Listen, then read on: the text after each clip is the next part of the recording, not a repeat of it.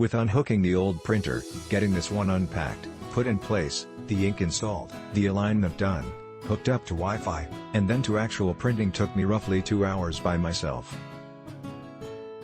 The only issue I had was that the printer could not find my Wi-Fi, so I had to manually put that information into the printer. After that, the printer worked just fine. I never did need to use the DVD that came with this printer. I tried to find a full user manual for this model online but was not able to find one, so there are some settings that I still do not know about or how to get to them. The full user manual should be available at Canon with all instructions on how to use every feature. The only thing I found available was the quick start guide, which already came with the printer. I really love the fancy light on the front and how the page catcher tray opens by itself before printing and retracts automatically upon shutting down. Much cooler than my last printer, a really cheap Pixma that left lines through everything I printed.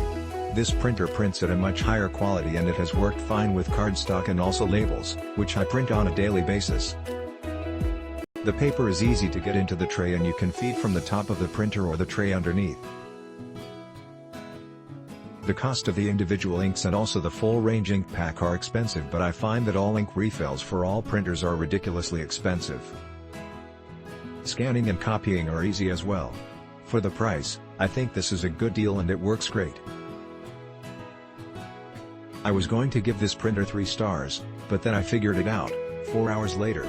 So here's my 5 review. This printer took about 20 minutes to initially set up. I then chose to set up to a smartphone only, not through a computer. I set up the printer using both Wi-Fi and using Bluetooth. I downloaded the Canon app to set up the printer. When first opening the app, you are asked to approve location services. I didn't approve. So I learned that I needed to turn it on in order to use the printer.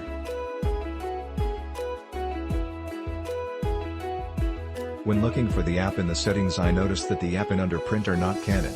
After over 2 hours I was only able to get Bluetooth set up connected and not Wi-Fi. The things that ended up working to get Bluetooth connected in order to get my printer set up, I ended up turning my app.